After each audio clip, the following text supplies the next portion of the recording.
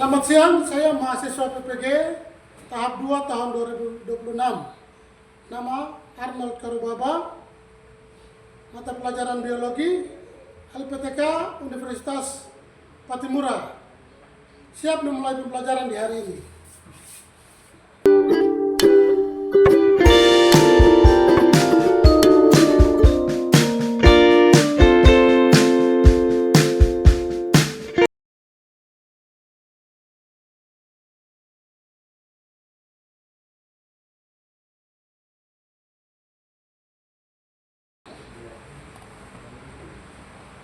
Selamat siang anak-anak. Siap. Apa kabar di hari ini? Baik. Baik.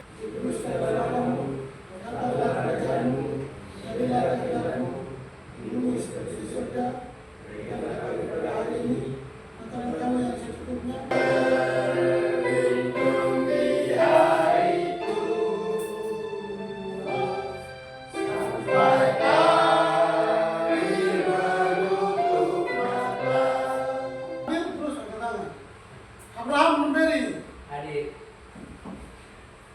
Adrian Daniel Yahya Woroni, Gabriel Borat. Hadir. Tepuk 2 kali.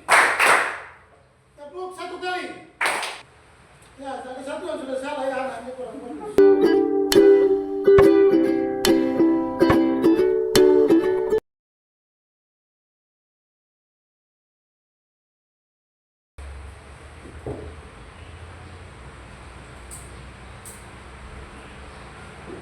Yaitu kita belajar tentang protista.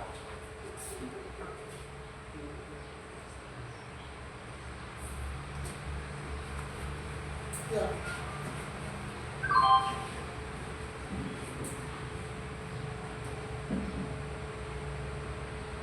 Bisa lihat di depan. Ya, protista. Organisme di secara umum saja, nanti sebentar dalam pembahasan baru kalian lagi bahas lebih jelas ya. Kalian lihat saja secara umum protista, itu dari protista.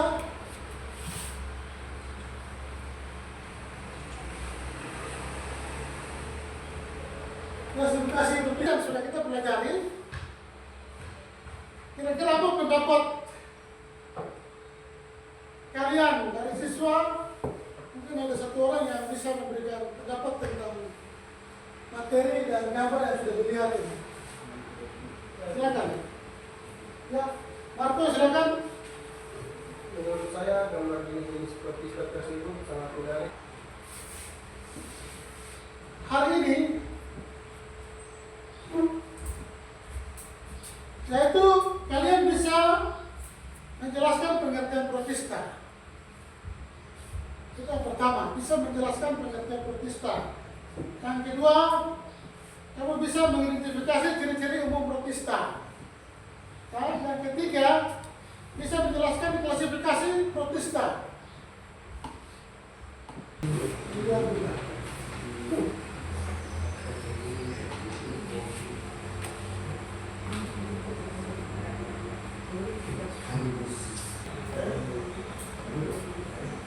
Gimana?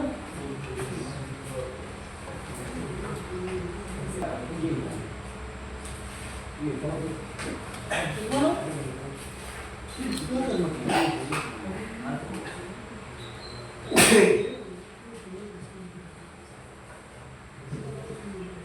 Untuk satu jawab hasil diskusi yang tadi sudah siapkan. Untuk dua, untuk tiga. Jadi maju memperkenalkan diri, nama kelompok berapa, terus teman-teman, setelah itu jawab. Setelah selesai perkenalkan diri, langsung menjawab pertanyaan yang diskusikan tadi. Jelas? Jelas.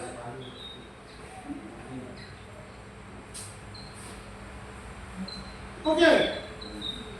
Sudah, sekarang selesai kelompok. Kita sudah selesai menentukan kelompok. Kita sudah selesai waktunya. Sekarang kelompok 1. Silakan kelompok 1 semua ke depan.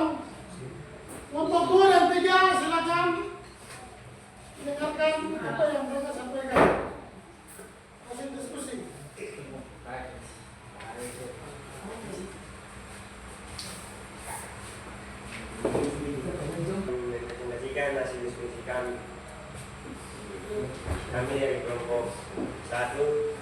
Perkenalkan, nama saya Mustafa Panggai. Perkenalkan, nama saya Gabriel Purat.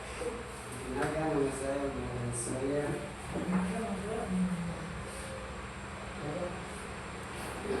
Lanjut. Bukan hasil diskusi kelompok. Satu, apa kemungkinan menyebabkan pertumbuhan alga secara berlebihan? Ulang-ulang suara kuat, itu teman-teman bisa dengar. Kuat. Soal nomor satu, apa yang kemungkinan menyebabkan pertumbuhan alga secara berlebihan? Jawabannya adalah pertumbuhan alga secara Disampaikan. Terima kasih kelompok 1 luar biasa, silakan dulu.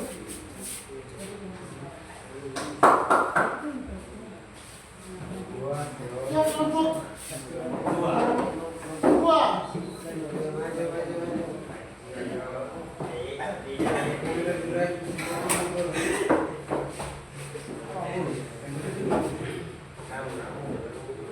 Yang kelompok 1 dengan 3 perhatikan. Presentasi kelompok 2. Guys, teman-teman, berdua sesuatu yang kasih kamu menyaksikan dari kelompok 2.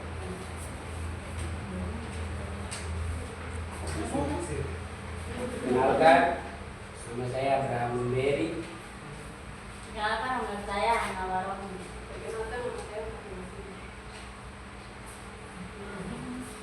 Teman-teman saya akan membaca jawaban yang diberikan oleh pengurus.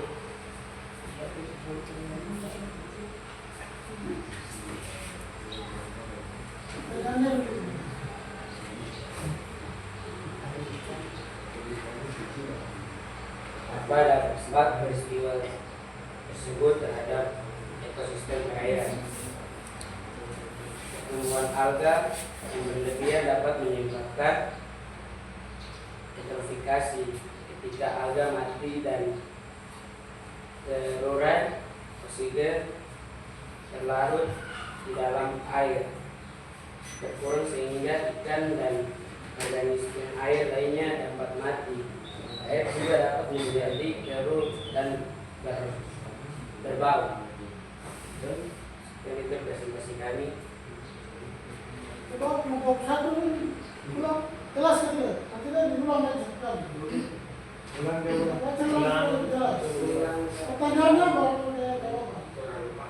Apa dampak peristiwa tersebut terhadap ekosistem perairan? Jadi jawabannya pertumbuhan alga yang berlebihan dapat menyebabkan eutrofikasi ketika alga mati dan terurai oksigen terlarut dalam air berkurang sehingga ikan dan organisme air lainnya dapat mati. Air juga dapat menjadi keruh dan berbau. Ya, bukan.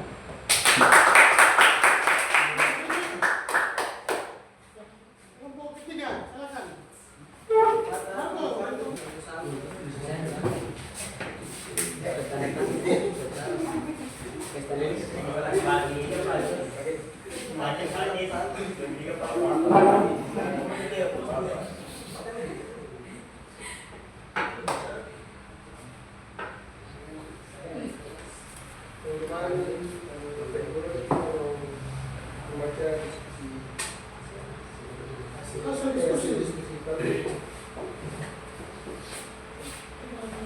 Perkenalkan, nama saya Yono Marco Widiawai. Semangat, nama saya Bandung. Saya Mirza Jawaban. Pertanyaan dulu.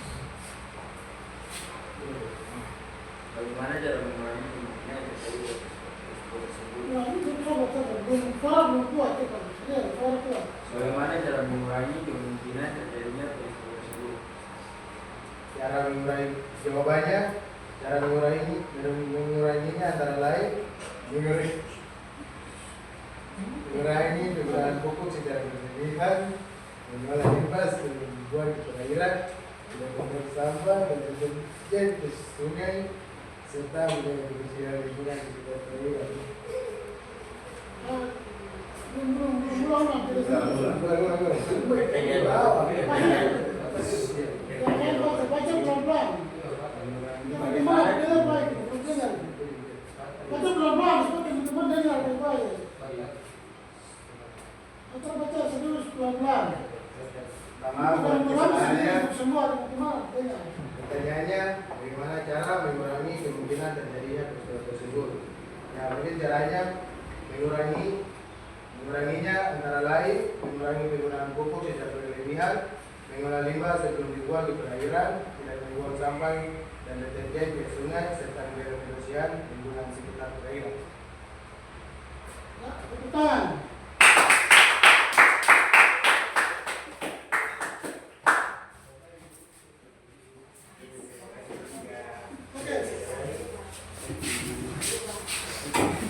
Baik, silakan duduk kembali. Kita lihat data kita yang tadi sudah dikerjakan. Kita akan bahas sedikit.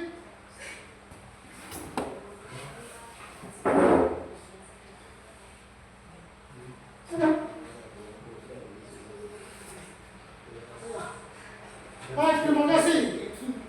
Presentasi dari setiap kelompok. Biasa tadi kelompok 1 sudah menjawab pertanyaan dengan baik sekali, dan teman-teman tadi sudah dengar. Yang intinya yang penting di sini kamu memahami apa yang sudah kamu kerjakan dan mengerti apa yang sudah dijawab tadi. Ya, tadi kan ada kasus yang kita sudah dilihat di KPI tadi di hasil kegiatan 5 analisis. Yaitu ada satu kasus di suatu perairan terjadi pertumbuhan alga secara berlebihan sehingga air berubah warna dan beberapa ikan mengalami kematian. Ya, ini adalah satu kasus yang terjadi di suatu perairan. Pertanyaan dari untuk kelompok 1 tadi, apa kemungkinan menyebabkan pertumbuhan alga secara berlebihan?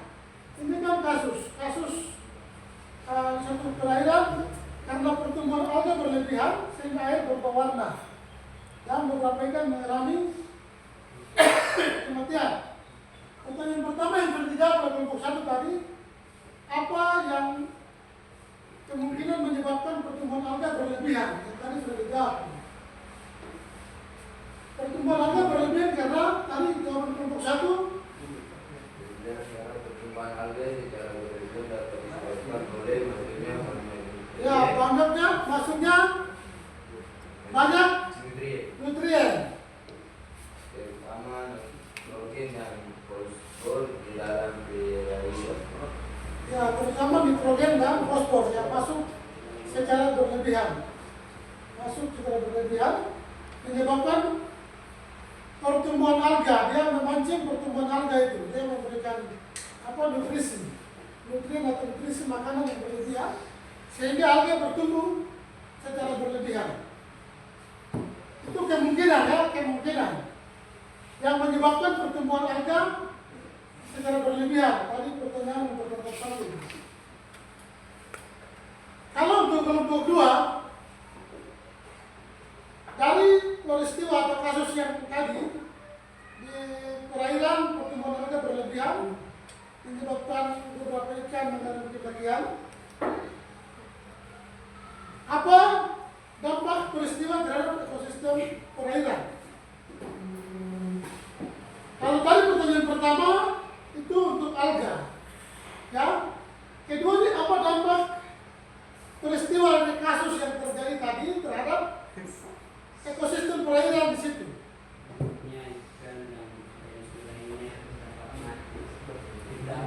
Dampaknya ikan dan organisme lainnya dapat mati. Ya, ikan dan organisme lainnya dapat mati. Itu dampak peristiwa terhadap ekosistem perairan. Ya, kita tahu di dalam perairan itu pasti ada ikan, apa lagi tadi? Ada tumbuhan, yaitu alga. Jadi kalau di suatu perairan terjadi pertumbuhan alga secara berlebihan menyebabkan air berubah warna dan ikan-ikan akan mengalami kematian. Nah, itu dampak dari pertanyaan untuk kelompok 2. Apa dampak peristiwa terhadap ekosistem perairan? Dan untuk kelompok 3 tadi, bagaimana cara mengurangi kemungkinan terjadinya peristiwa tersebut? Jawab dari kelompok 3 tadi. Apa?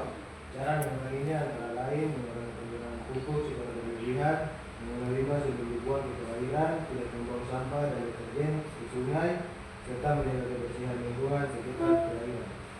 Ya, jadi untuk cara mengurangi kemungkinan terjadinya peristiwa yang tadi tambah di atas ini, peristiwa pertumbuhan alga secara berlebihan itu karena tadi hal-hal tadi ya.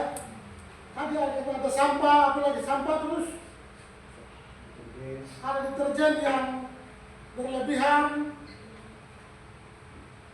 ada limbah yang masuk ke perairan, itu juga menyebabkan sehingga air berubah warna dan ikan-ikan mengalami kematian.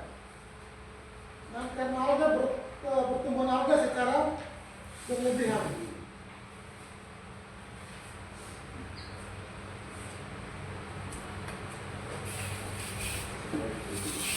Itu analisis yang tadi sudah akan TKP yang sudah kalian kerjakan tadi itu sudah menyangkut semua materi yang kita pelajari hari ini.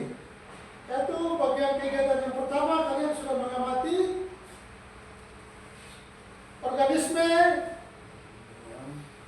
beberapa organisme seperti amoeba, paramecium, Corvinus, Spirogyra, Chlorella, Sargassum, dan Phytophthora. Itu sudah diamati dalam kegiatan yang pertama.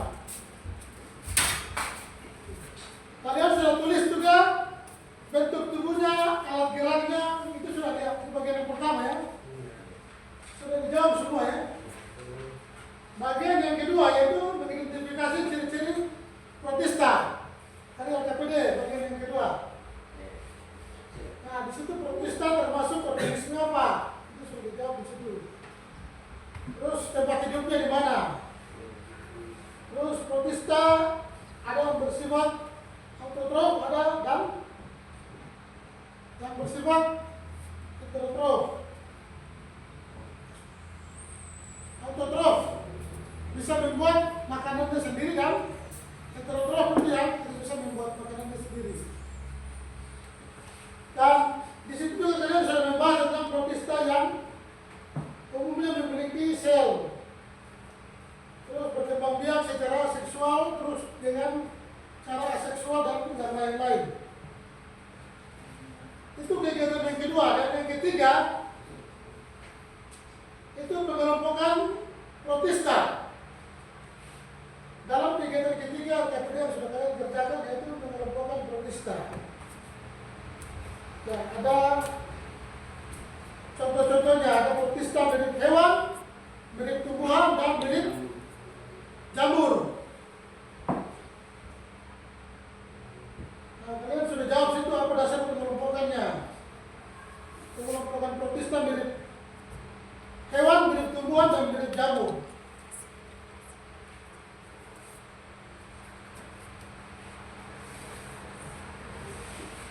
Terus apa ciri utama protista mirip hewan? Apa ciri utama protista mirip tumbuhan?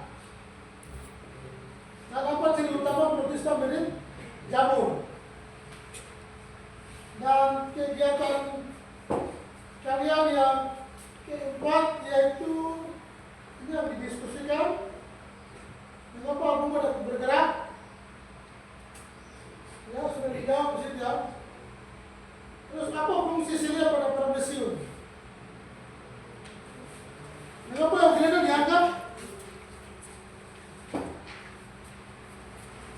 Lihat semua di LKPD.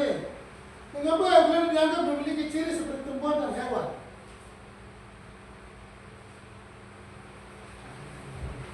Dan yang berikut sebutkan bahwa protista yang bermanfaat bagi manusia. protista tidak semua merugikan, ada yang bermanfaat. Dan yang kelima, protista yang merugikan bagi manusia dalam lingkungan. Dan kegiatan kalian yang terakhir yang tadi sudah dibahas, yaitu studi kasus, yaitu melihat satu kasus yang terjadi kan. Kalian sudah menjawab pertanyaan-pertanyaan yang sudah dipresentasikan tadi.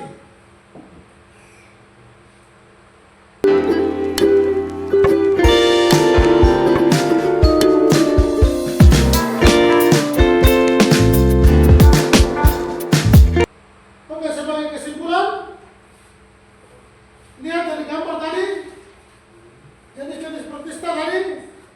Sebagai kesimpulan, protista itu adalah organisme eukariotik yang beragam. Ada yang menguntungkan, ada yang merugikan. Protista ada 3 jenis. Protista mirip hewan, contohnya protozoa. Protista mirip tumbuhan, yaitu alga, contohnya alga ya. Dan protista mirip jamur, jamur lendir, ada jamur air.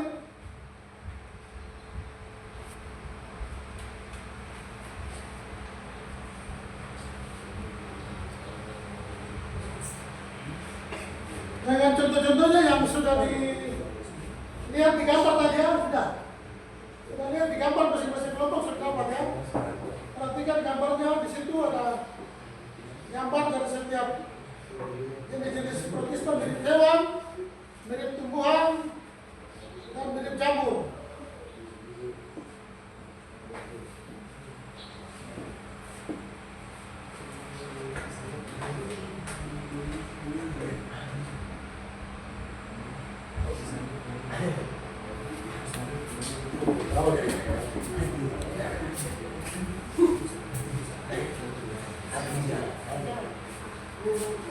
Oke.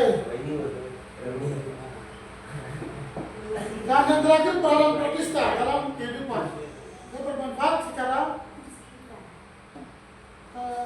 bermanfaat protista bagi manusia dan bagi lingkungan. Apa manfaat protista?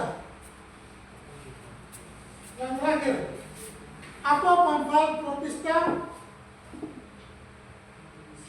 bagi manusia dan bagi lingkungan?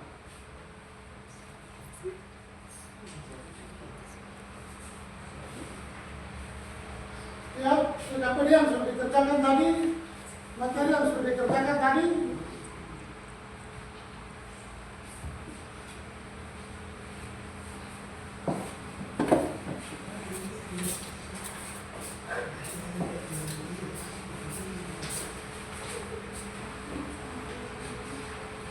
Peran protista dalam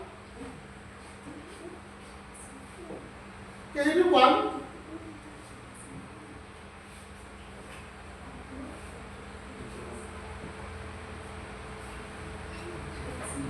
yaitu sumber pangan, sumber protein, bahan penghasil kerajinan, menghasilkan industri, terus juga untuk alga produsen dalam ekosistem perairan.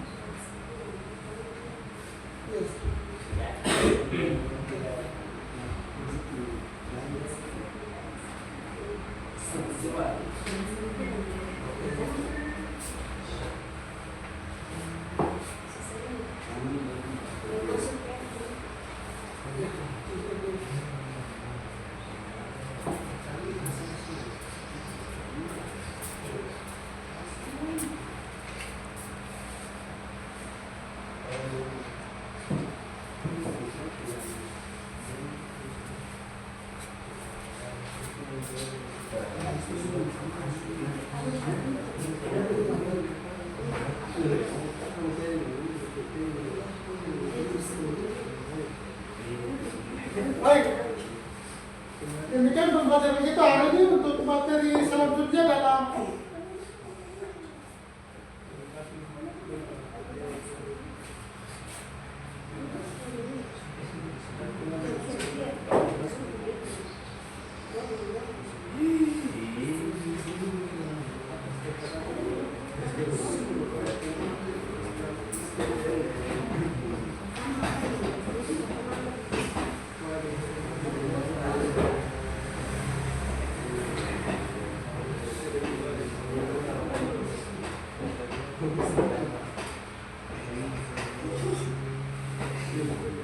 ya, sebagai kesimpulan dalam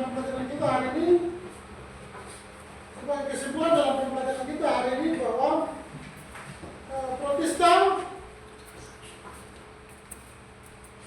terbagi menjadi tiga. Protestan menjadi tumbuhan, menjadi hewan, dan menjadi jamur. Protestan bermanfaat bagi manusia, tapi juga merugikan.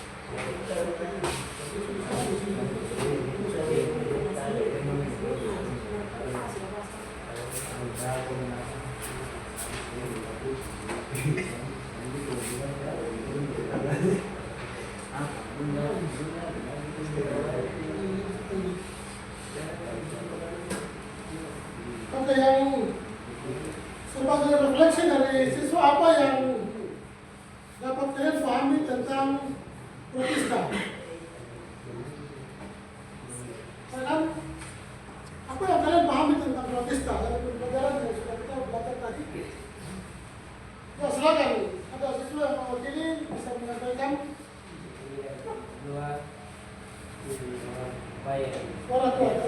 Apa yang saya pahami tentang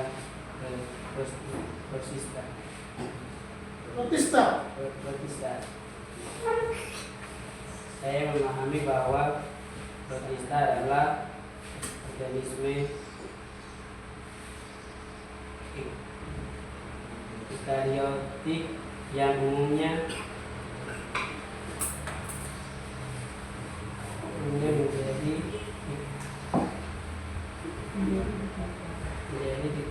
tempat yang lembab dan berair. Protista ada yang menyerupai hewan, tumbuhan, dan jamur. Dan itu dari kelompok kami. Terima kasih. Yang berikut, apa yang menarik dari materi Protestan? Apa yang menarik dari materi Protestan? Ada yang bisa memberikan refleksinya, apa yang menarik dari materi Protestan pada pembelajaran di hari ini? Silakan. Hal yang penting menarik adalah bentuk dan cara hidup yang beragam. Ada juga dapat bergerak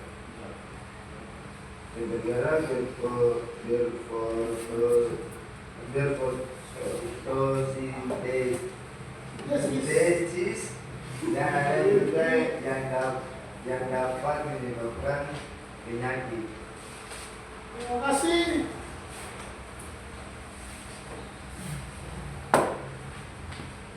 Dan yang ketiga, bagian mana yang sulit dipahami? Apa yang kalian